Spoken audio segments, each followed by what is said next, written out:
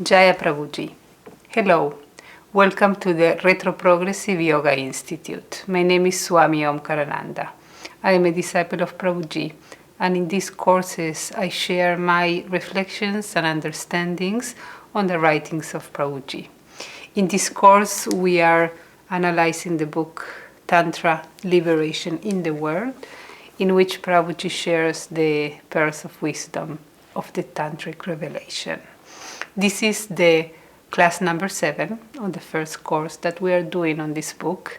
And in the previous class, we talked about the attitude towards metaphysics.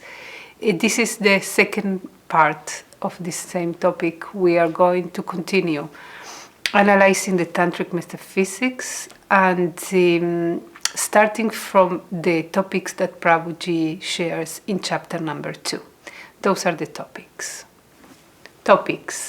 We will study how the Tantra sees the ultimate reality, the universe, the individual being, and liberation. By the end of this class, we will also share a bit of how Prabhuji, in the context of the Retroprogressive Yoga, explains these 4 important topics. Within Hinduism, there are different darshanas. There are 6 orthodox darshanas that explain these very same topics in different ways. There is one of the beauties of Hinduism that can include many different angles to explain the truth. Is Tantra a darshana? Tantra was a parallel revelation to the Vedic revelation that ultimately merged into mainstream Hinduism, but it's not considered a darshana by itself. And this is an interesting topic. Darshana can be called, the literal translation is point of view, but is a philosophical school or metaphysical approach. But the Tantra didn't come as another philosophy. And the reason is that the agamas, the body of Holy Scriptures revealed in this context, were meant to be manuals of guidance for direct experience. They were not filled with philosophy, not with mythology, but with practice, with practical ways how to achieve the direct experience. This will be in the form of rituals, mantras, yantras, bodily practices, energetic practices, concentration, visualization, so many meditation techniques that these tantras reveal. But the purpose was not to tell you about the truth, but to lead you how to experience it. And this is the strength and reason why it was so impactful, because following this guidance, many achieved the direct experience. Now, the philosophy in this revelation comes after. Once the seeker is exposed to the direct experience and become guidance for others, he might explain what he experienced in some terminology that whoever is still with his closed eyes will be able to wake his curiosity for what is beyond the mind. And in this case, the philosophy follows the experience, and not the experience follows the philosophy. I don't think that Tantra or even Prabhuji thinks that any amount of words can lead us to understand the truth, because obviously the words are, by definition, a contraction of the truth. When we need to give a word to define something is when we need to put it inside our box and catalogize this in some way. So we put a name and we try to divide all what we see in categories just to make sense of so much information. And then we get the feeling that we know something. So if we define God, or if we determine the qualities of God, we might mistakenly think that we know what God is. In the chapter number 2, Prabhuji starts with a small summary of what are these 4 aspects of Tantra, but it's a bit tricky because Tantra is not one thing. It was a very alive and evolving revelation that started in certain way, and I keep developing in the span of maybe 700 years, giving birth to more lineages, more enlightened beings that in turn they approach the search in their very unique way, and more scriptures were revealed in different contexts. So if we come to summarize what is the Tantric metaphysics, it's not one approach, it's many different approaches, while we see an evolution. And the evolution, we see it coming from a dualistic approach to the relationship with the divine, where the divine is transcendental and we are limited, and went gradually going through a process of becoming more subtle until it became, in its peak of the development, a non-dual revelation.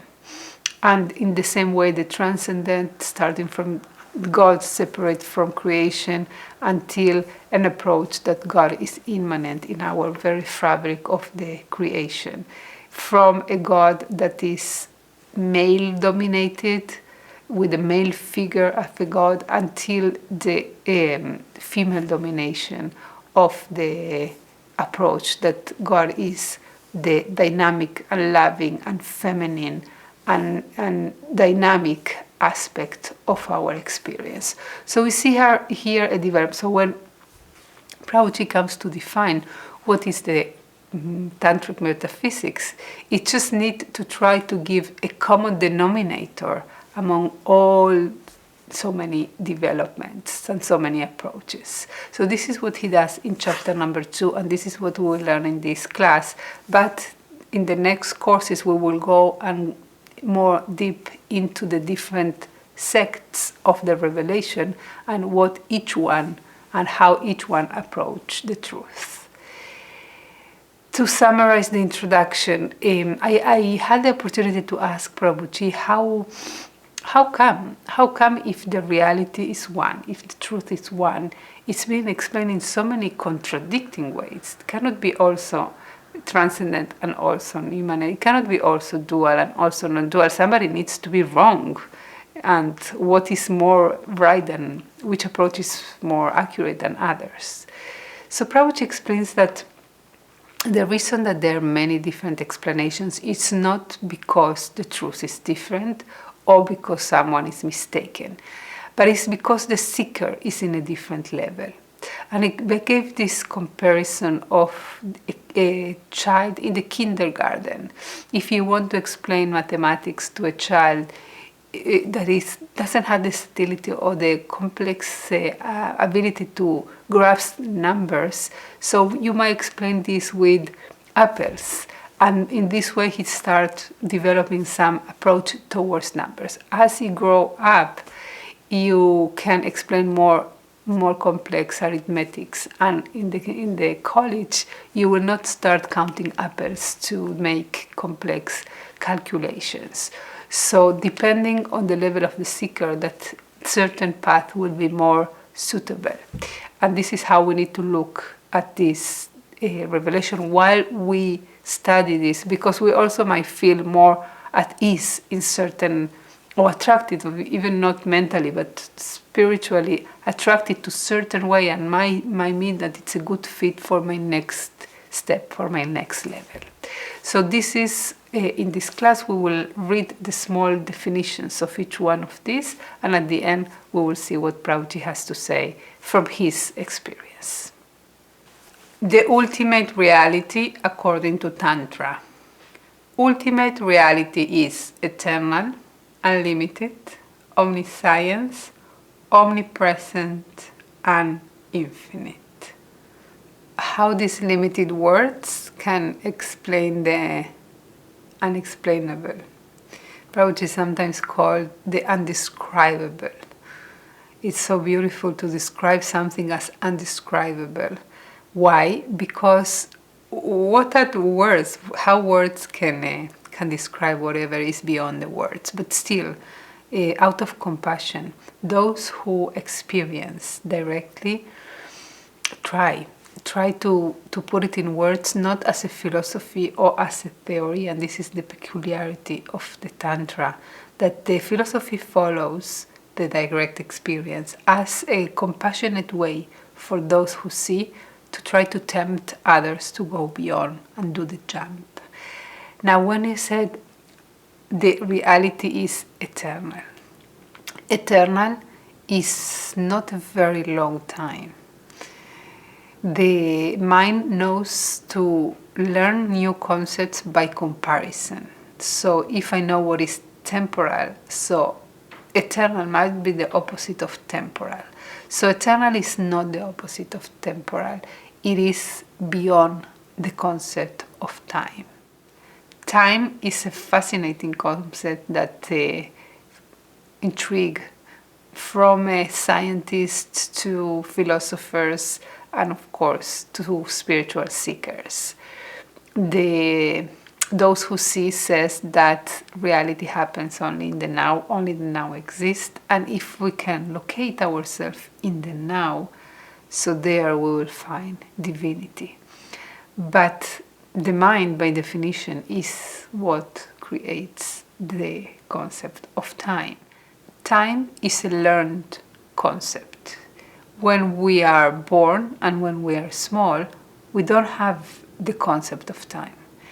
We learn it as our brain and mind develop. I remember the first time that I was asked what you would like to be when you will grow up. And I remember the impact of this question, because what was difficult for me, more than saying what I want to be, it was to see myself big. That was difficult for me to grasp. He said, it's the first time that I understood there is future and I will be big one day. You live so much in the present, in the moment, you don't plan ahead. And this concept of planning is so much to be grown up, right? And this is how we live. Now, when we say eternal, means that that you learn to live by it, that you are even trapped in it, that you cannot let go of your memories, live stuck in the past, and live worried or expected or planning ahead, and because of that, totally unattentive to what is going in the present moment. So this is the prison of the mind, and this is what Tantra comes to liberate. Liberation is liberation from the mind. That's the prison. Now, until we don't recognize this, we will not be able to start looking in the right direction, because from our illusion, what we look is just to make the mind satisfied. If it has a lot of desires, because this is another fundamental building block of the mind, so our effort is to satisfy these desires. So with the hope of finding the peace that we really makes us happy, because after all is it's just running after happiness. But if we understand that what is really happiness is that peace of mind that is our real nature, our real suffering is that we went into a race of fulfilling desires that will keep us exhausted and frustrated. So to understand that, all these techniques and all this help comes. And it starts by saying the ultimate reality has nothing to do with this race of time that you live in, but the ultimate reality is eternal, unlimited. The ultimate reality is unlimited, means that we get information by negation. It's not limited. Now we know what is limited, and the mind knows how to compare. So if I know what is something limited, so unlimited must be the opposite. Now let's analyze a bit the limitation. Can you grasp something that has no limits? The mind, in order to grasp, it's limited. Now, if the reality is a continuum of one thing, and we cannot put limits, put names, and grasp, so we will not be able to reconstruct the ungraspable level of reality into a mental reconstruction. It's literally like looking into a computer and reconstructing the reality in some forms, some limited forms, and looking and living from looking at the screen instead of looking at reality. We can see how the mind, in a way, construct a graspable image of the unlimited and ungraspable. Now, whoever awakes, and the tantrikas that guide us, he said, live this limitation. Is a completely illusion. The reality is that everything here is divinity, and it's divinity looking at divinity. So a baby, when a baby is born, he doesn't know the limit between him and the world. This is something, again, that he needs to learn. In the beginning, he was, of course, part of his mother. Takes time, takes months to understand that now you are an independent entity, that you have your own limit, that the limit of yourself and the surrounding is the limit of your skin. And then to go and construct identifications with your name, with your nationality, with your parents. You need to create this sense of limitation. And then we live frustrated because we were taken from a state of plenitude and unity and love and integrity to a state of limitation, conflict, and caring, an egoistic attitude, caring for myself. No wonder that we are in misery, no wonder that we are confused and frustrated. The path of the spirit is a path of coming back. Oh, that's why Prabhuji call it the retroprogressive. It's a progress that is in reality going back to our original state. Prabhuji call it to your real nature. You have a real nature and you have this unreal nature in which you live. So the reason that we are attracted to topics like this is because something in us is tired of this unreal life and wants reality. What is reality? It's a big thing, but it's not something to be grasped from the mind. But what we can do is just to learn the mind and to learn how the mind disconnects us from reality. Omniscience. So omniscience means that knows everything. And what is our life? It's not an attempt to know more things, right? So we have something from this urge for knowledge. The reality, the ultimate reality, knows all. And we are identified with the limitation of what we know in our mind. And the identification with the mind let us feel that we don't know everything. We just know whatever we could introduce in this very limited storage of the mind. So Tantra explains that the creation of this limited I is actually a limitation of the ultimate reality. So what we are, it's an identification with the limited aspect. And what is the path of the spirit? To learn this identification, explore, and realize that is unreal. That the reality of ourselves is that we are omniscient. And the trap in which we are is we are trapped in an effort to enlarge what we know, because we're identified with the limitation of the mind. And what the meditation does, it takes you beyond these limits in a way that lets you see that you are not this limitation. So the identification and to feel that you are, and it's a learned thing, it's something that we incorporate. It's not how we are in reality. Similarly to when we watch a movie. This is an example that Prabhuji gives often, that we choose to believe that is real. For what?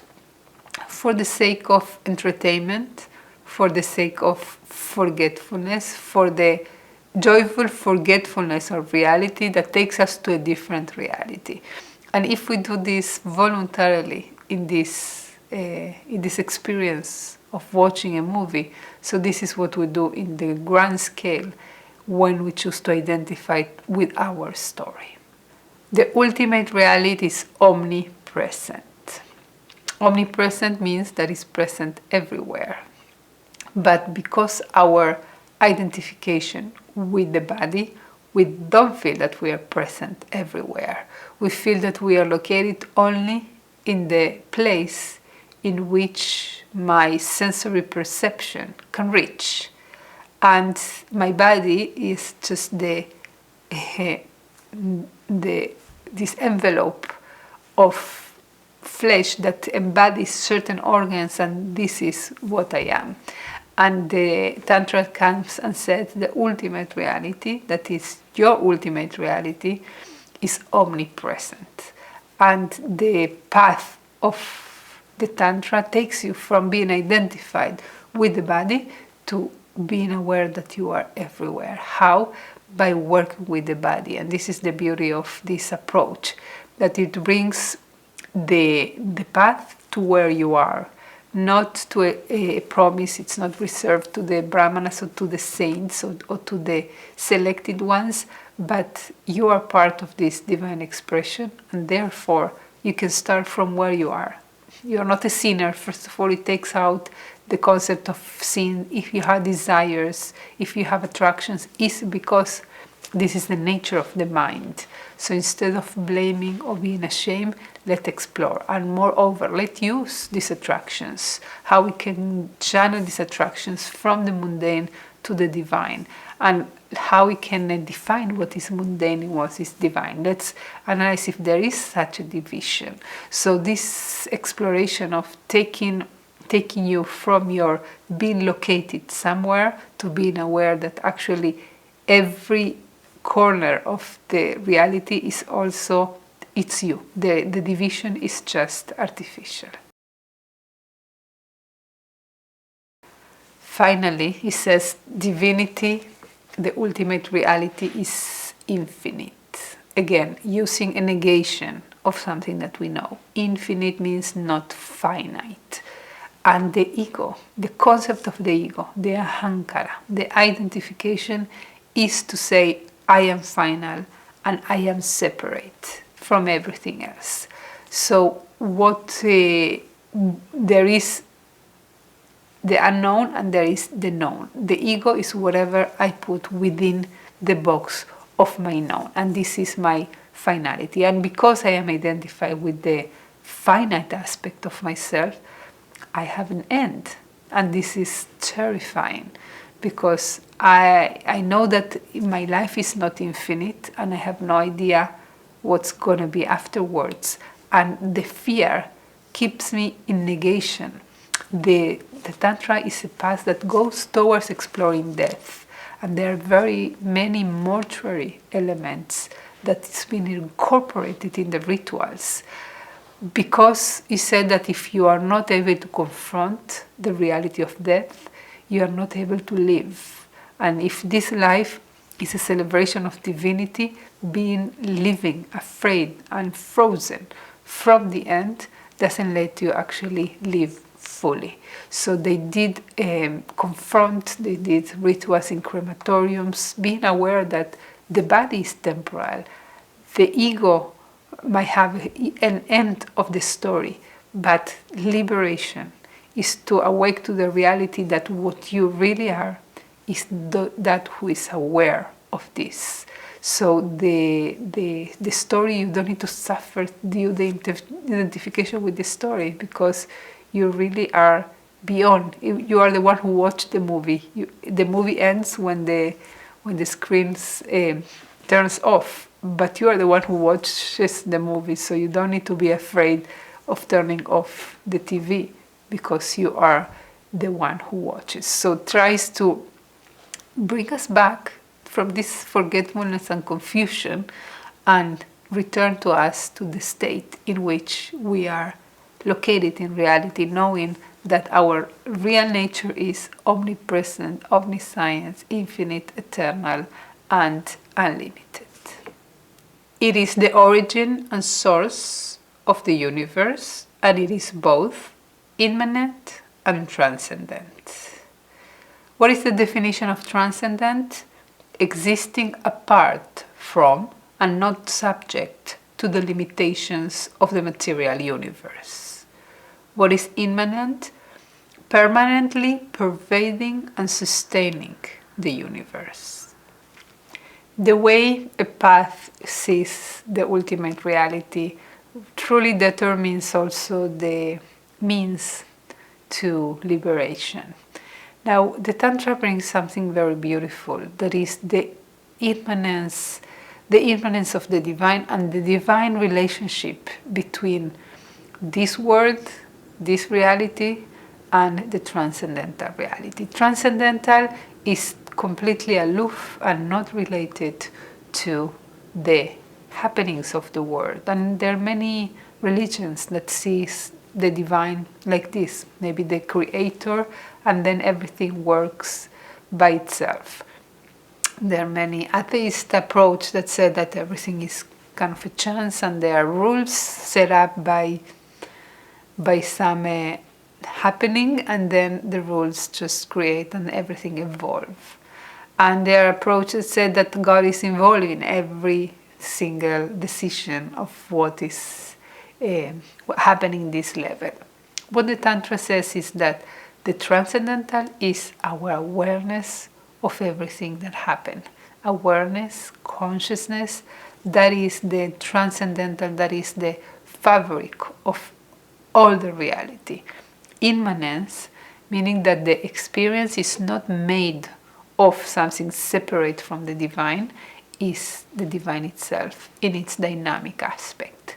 It's beautifully depicted as Shiva, the transcendent, and Shakti, the immanent. Shakti is the energy of Shiva, is the divine will of Shiva, and she is dynamic and she's representing as a female. And what is this manifestation? Just a dance between the two lovers. And in Tantra there is these explanations that Shiva is helplessly attracted to Shakti, that she's beautiful and she's irresistible. Now when he comes running to hug her, she shows him a mirror in which Shiva can see himself. So the manifestation is just an opportunity for the divinity to have a state of apparent separation from divinity in order to know itself. Now the dynamism is just a mirror. What is reflected in the mirror is Shiva himself, is consciousness itself. Now the path is that if this is divinity, and just a dynamic aspect, we don't need to negate the world or escape the world or wait to passing away for liberation, but we can live, we can celebrate divinity within this state of embodiment. And this is how all the path comes as a party, a celebration of being able to feel, to watch, to see, to do art, to enjoy, and trying to bring us to the deep and miraculous experience of sense perception.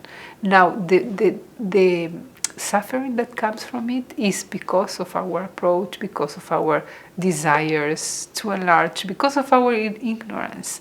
But when you are aware, you don't need to seize the world, escape the world, but you can live deeply knowing that is an entertainment, is a state, but it's not your jail. The universe. The universe originates from the One. The universe is a manifestation of consciousness. The universe is a fascination for humans. What is this? What is this? Countless stars and how is there is life, how is our experience, to explore the miracles of life. Now there is the scientists and philosophers call the hard problem of consciousness. What is that problem? Is that we maybe have a way to explain how we grasp sensory perception, but we have no idea how from these electric signals or stimulation of different cells in the brain we can construct a conscious experience.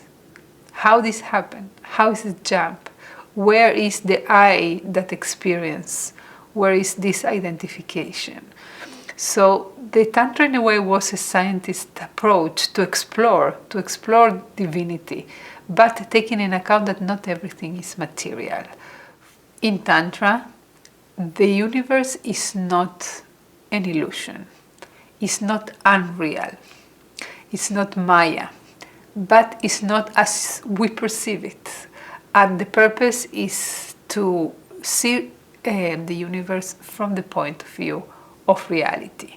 So what Tantra says, it's a manifestation of consciousness. So while science tries to see how me as a separate entity have a conscious experience that happened to me, and how it happened this to me, taken as a given that I am separate and there is the universe, Tantra says we are within consciousness. We are a manifestation of consciousness. We are made of consciousness. So no wonder that we have conscious experiences, because basically it's consciousness experiences itself. From the one is an experience of diversity that originates from the one consciousness. So the way to explore is not to see that I am an island within this universe, but that the universe is actually my perception, me being the consciousness that perceiving itself as diversity. The individual being according to Tantra. Tantra recognizes the intimate micro-macro relationship between the universe and the individual being. The universe is a manifestation of consciousness, which resides in the body of every individual. This micro-macro relationship is fascinating, and we will study more in depth in future classes. But just to mention a little bit of this, is whatever is found in the macro is found in the micro. Why? Because we are a limitation of the unlimited. This is, and therefore we are made of the same. We have of the same nature of the macro, of the unlimited, in a limited form. So we are not a separation or a different entity, but we are the unlimited in a limited experience. And what is creation according to Tantra? Creation is going from a state of oneness to division, from subtleness to grossness. So this process of the 36 tattvas are going unlimited, the unlimited. So we have a limitation of the capacity to act. Instead of being omnipotent, we have a limited capacity to act, a limitation of desire. Instead of being able to acquire everything, we have a limited capacity of desire. Instead of being present everywhere, we are a limited sensation of being present somewhere. Instead of being eternal, we have a limited experience of being temporal. And in this way, the capacity to do is going unlimited. Now, we are the divine in a limited experience. And therefore, in order to discover our infinity, our reality, our consciousness, we start from where we are, from the limitation, and then go and explore the body, the energy, the desires, the mind, and by exploring the jail, we will find a way out of the jail. So instead of sitting and waiting for some miraculous event to happen that suddenly everything will be revealed, the Tantra suggests let's go and find, maybe there is an opening within the jail that we can escape from there. But if we don't know the jail, and we don't want to be in the jail, but we close our eyes and complain and frustrate, why not to make from this experience of limitation a path of exploration? Take it as a challenge.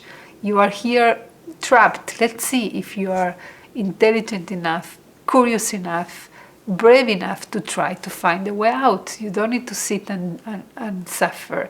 You can take it as a challenge. So this is how it encourages us to go and discover what is me within all these overwhelming happenings around me. What really is static among all this dynamism?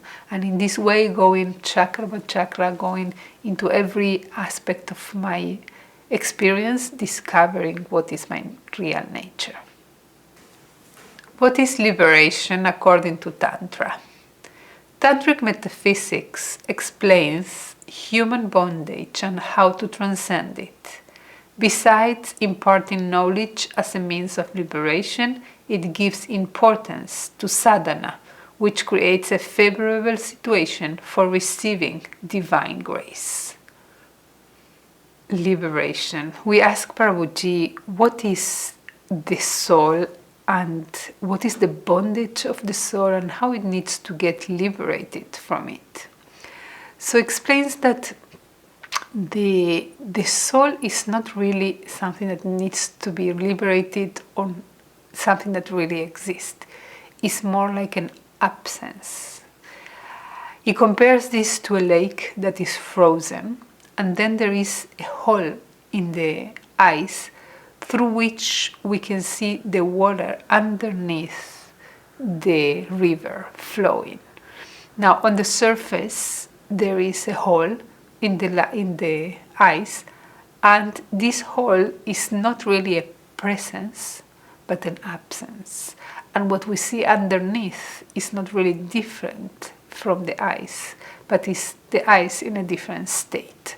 It's the water in a different state.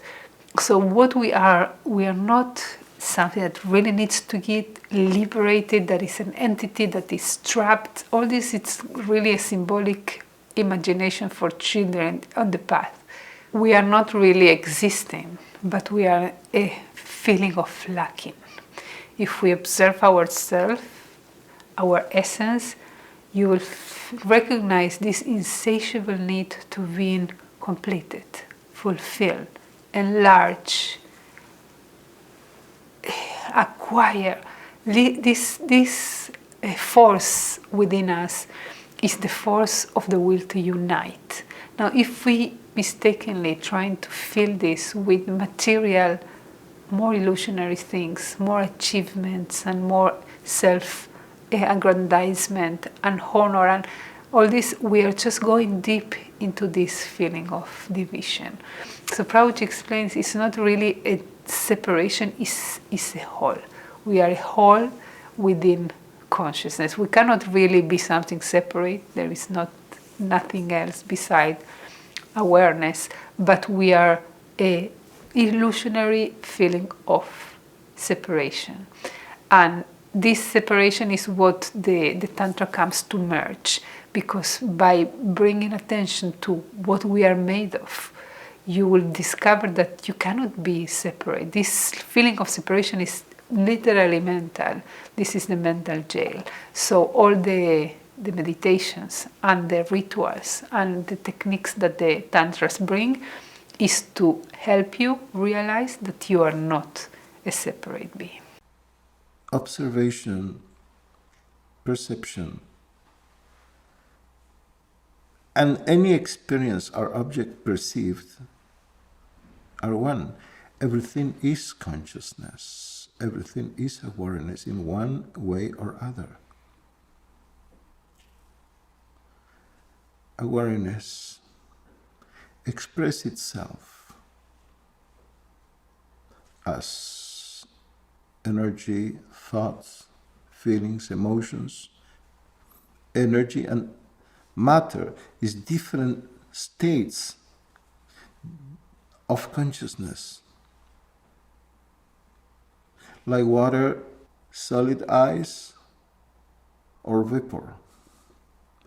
But essentially it's the same water. Similarly, consciousness expresses itself, appears as objects that you perceive, that you put names, you see forms because certain senses you have, but nothing is something else that a perception, consciousness, an experience. It's so powerful to hear the description of reality from someone who sees and describes. Prabhuji doesn't tell us a philosophy or a theory, but he watches and says the consciousness is like water. He makes this beautiful analogy for our help to understand. There are different states. There is water, vapor, ice, but this doesn't make the water something different. So what he says, our thoughts, feelings, sensation, perceptions are actually the states of consciousness. So what everything is made of, every path looks for what is fundamental within this, what is the cause of all causes. So Prabhuji says clearly and consistently is consciousness. So if you check the fabric of our perceptions, you don't need to go to see from what the object it's made of, assuming that there is something like matter. But whatever you will perceive, whatever experiment you will perform, it will be perceived by you. So what is fundamental? Perception. So this perception, what is made of, what is the matter of the perception, is consciousness. Sensation, every feeling, every sense that you feel, what it is made of, sensation. But something creates the sensation, the heat, the cold, yes, but bottom line, how you perceive all these things that you give them names, a sensation. So what is sensation? Is consciousness. So you go on and break down everything. Matter, what is matter? How you perceive matter. Whatever matter is made of, you don't know, but what do you know? I know my perception of it. So what is perception made of? Consciousness. So you know your consciousness. So everything is, and everything that we superimpose over the consciousness is this illusion. And there where he points, because what Prabhuji and the Retroprogressive Path says is that you don't need a mystical experience. Your experience is mystical enough because you have this sense perception and this awareness that is aware of it. So we work with this. We don't wait for some state of transcendental, supranormal experience. We don't have to, because you are already aware. So it doesn't matter what you will be aware of. You can analyze and find the source of it. So the awareness is the fundamental of no. And now he goes on and said, we limit things. We put limits, and in this way we grasp things. But if you notice, this limitation is again something that is projected by your perception, because you cannot perceive anything that it has no limit. So if you go and explore the limits, you will find that they are made of what? Of perception. So when Prabhuji speaks about the ultimate reality in the retroprogressive yoga, it can break everything down to perception, because nothing exists really if you cannot be aware of it. So the awareness is the most fundamental. All this cosmos is nothing else but consciousness perceive itself through us. We are like windows. Through them, awareness look at itself. Here Prabhuji defines the cosmos and defines us. He says we are windows. What is a window? A window divides between inner space and outer space. But reality is space itself. So space cannot be really divided. no matter what you put between space and space, space is continuous. So this, what we are kind of a window that creates an illusionary division. And again, this is part of the divine will, the divine play of hiding himself from himself in order to find himself. And in order to what? To know itself. This is the example of the mirror that Shakti gives to Shiva. It's the Shiva knows everything, it's omniscience, but the only thing that he cannot know is to know himself. In order to know himself needs to be two, one that knows and the other now that is known.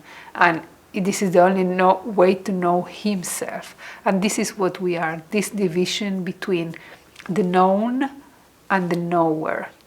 But we are not separate, we are not really existing. The knower and the known is one, and we are a window, an illusionary separation of these two entities, because we are so identified with the known. So we are trapped in this miserable situation that is also an experience of the divine, because the divine, it cannot be only bliss. Just if everything is only bliss, this Prabhuji gives a lot of example. If you are only bliss, you cannot know what is suffering, but you cannot know what is bliss. So this state of separation let us not only know what is separation, but know what is unity. So this is the divine play, and here we are learning the rules, learning how to play, learning how to reunite, because there is a lot of longing if we look at ourselves, longing for something. So this longing being expressed in the search, in the curiosity, and this is what after all, what masters like Prabhuji do, is to encourage you to find a way out, to encourage you to explore and to awake your wonder, because the routine and the known makes you like turn off from life, and the search for truth is the fire of life, is the eagerness from Shakti to reunite with Shiva. So this is what we are doing here, and this is what we are so grateful for Prabhuji and for the Tantrikas, that they reignite our natural search and show us by their own example what is to live with awareness of the unity. If you stop to try to experience consciousness in some way or other, relax it. Relax. And then, simple, pay attention. That doesn't matter what you experience. This experience is perceived by consciousness. Prabhuji speaks to this individual soul and says, stop to try.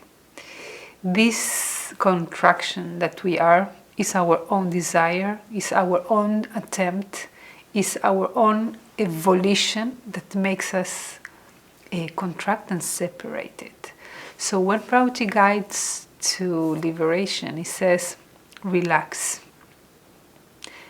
Relax is to release this contraction.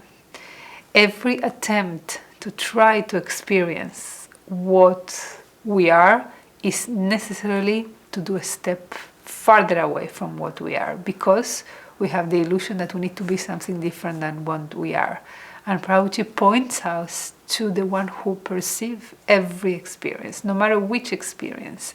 And this is what I love so much from the Retroprogressive Path, that takes the experience of what we have now, how it is, what it is, just to notice that there is someone who perceives this experience, and this is who you are.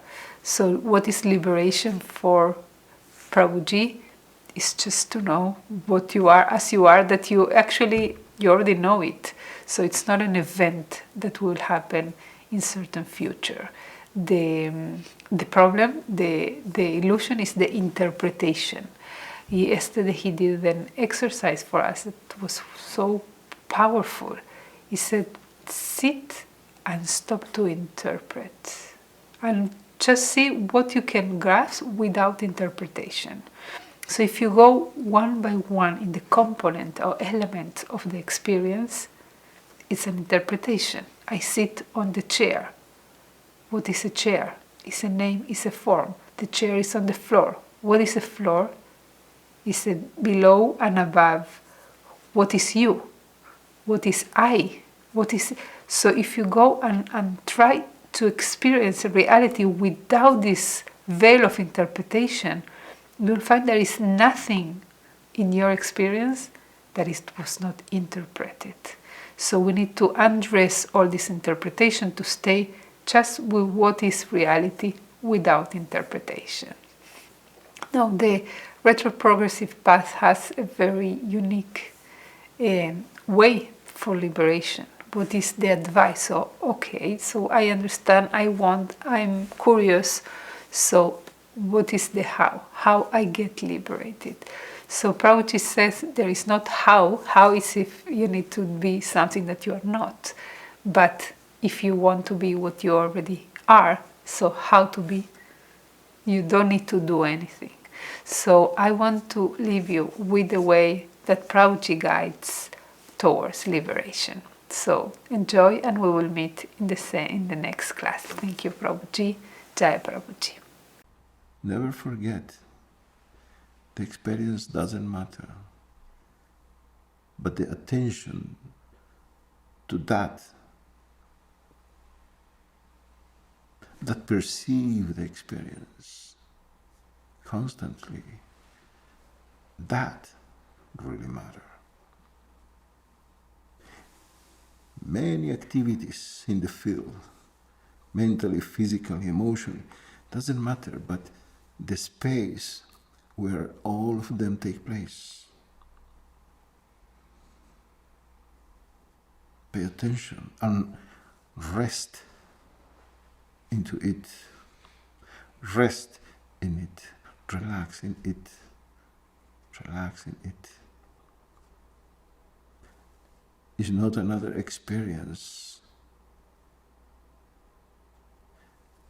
Not as another experience. Oh, now I will relax, and when I am relaxed, no. Recognize it. What? That space where every experience takes place. Even the experience of relaxation, etc.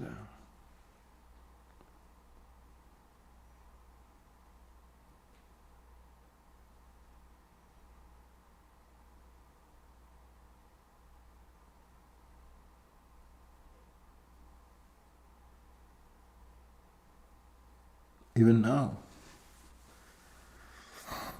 everything what I say, what you think, what you feel, is an experience. And you feel beautiful things, ugly things, whatever you feel. Doesn't matter. But you are observed. Our thoughts, ideas, words, attitude, moods are observed. And that